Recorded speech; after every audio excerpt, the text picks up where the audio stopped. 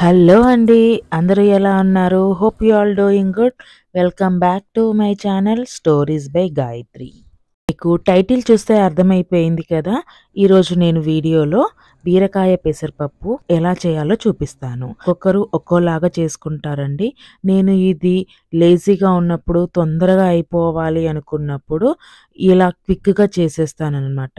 నేను ఎలా చేస్తాను అనేది నా స్టైల్‌లో చూపిస్తాను. వేడివేడి అన్నంలోకి కమ్మగా కాచిన నెయ్యి వేసుకొని తింటే చాలా బావుంటుందండి. దానికి తోడు ఒక బాయిల్డ్ ఎగ్ కూడా పక్కన పెట్టుకొని తింటూ ఉంటే అసలు ఆ టేస్టే వేరండి. చపాతీలోకి, అన్నంలోకి ఎంతో చాలా టేస్టీగా ఉంటుందండి ఈ బీరకాయ పెసరపప్పు. నా స్టైల్‌లో ఎలా చేస్తానో చూపిస్తాను. Let's get into the video. ముందుగా నేనిక్కడ పెసరపప్పుని కుక్కర్‌లోకి తీసుకుంటున్నాను. నాకిక్కడ 2 కప్స్ ఆఫ్ పెసరపప్పు తీసుకుంటున్నాను. నేను దాన్ని బాగా కడిగి పక్కన పెట్టుకున్నాను. తర్వాత ఇక్కడ మీడియం సైజు ఆనియన్ తీసుకొని సన్నగా కట్ చేసి పెట్టుకుంటున్నాను. దాన్ని కూడా నేను పెసరపప్పులోకి యాడ్ చేసి పెట్టుకుంటున్నాను. ఇక్కడ కుక్కర్‌లోకి 5, 6 పచ్చిమిరపకాయలు సన్నగా కట్ చేసి వేస్తున్నానండి. ఈజీగా అవ్వడానికి నేను సిజర్‌తో కట్ చేసి పెట్టుకుంటున్నాను. మీకు ఈ ఐడియా నచ్చితే ఫాలో అవ్వండి. అండ్ నేను ఇక్కడ నెక్స్ట్ 2 బీరకాయలు తీసుకుంటున్నాను. అవి కూడా చెక్కు తీసేసి సన్నగా కట్ చేసుకొని మనం పెసరపప్పు వేసి మిక్సీ పెట్టుకున్న దాంట్లోకి వేసి పెట్టుకుంటున్నానండి. తర్వాత నేను 4 మీడియం సైజు టమాటాలు తీసుకుంటున్నాను. ఇవి కూడా సన్నగా కట్ చేసి కుక్కర్‌లోకి వేస్తున్నాను. తర్వాత నేను కుక్కర్‌లోకి 1 స్పూన్ పసుపు, 1 స్పూన్ కారం వేస్తున్నానండి.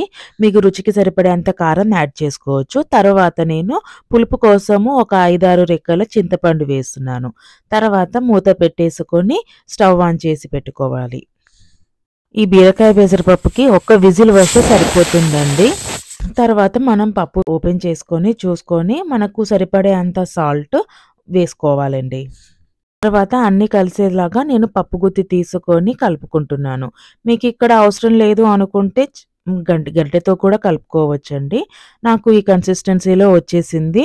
నేను ఇక్కడ ఒక హాఫ్ గ్లాస్ వాటర్ యాడ్ చేశాను. మీకు కావాల్సినంత కన్సిస్టెన్సీ ప్రకారం మీరు వాటర్ యాడ్ చేసుకుంటే సరిపోతుంది. తర్వాత మనము ఒక పాన్ తీసుకొని దాంట్లో ఆయిల్ వేసుకొని జీలకర్ర, ఆవాలు, ఎండుమిర్చి, ఇంగువ వేసి తాలింపు పెట్టుకోవాలి. తాలింపులో కరివేపాకు కూడా వేయాలండి.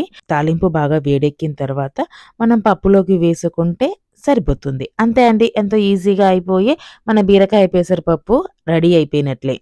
బీరకాయ పెసరపప్పు నేను లేజీగా ఉన్నప్పుడు, క్విక్‌గా అయిపోవాలి, హడావుడిగా ఉన్నప్పుడు చేస్తానండి. ఇది చాలా తొందరగా అయిపోతుందనమాట. మీకు కూడా ఈ వీడియో బాగా నచ్చింది అనుకుంటున్నాను. If you like my videos do like, share, మీరు కనుక బెల్ ఐకాన్ కనుక క్లిక్ చేస్తే నేను వీడియోస్ అప్లోడ్ చేయగానే మీకు నోటిఫికేషన్ వస్తుంది. మీ అందరికీ కూడా నా స్టైల్‌లో చేసిన బీరకాయ పెసరపప్పు నచ్చింది అనుకుంటున్నాను. మీరు కూడా మీ ఇంట్లో చేసి ఎలా వచ్చిందో నాకు కామెంట్ సెక్షన్‌లో చెప్పండి. Until then see you in another cooking video. Hope you all like my videos. Bye by.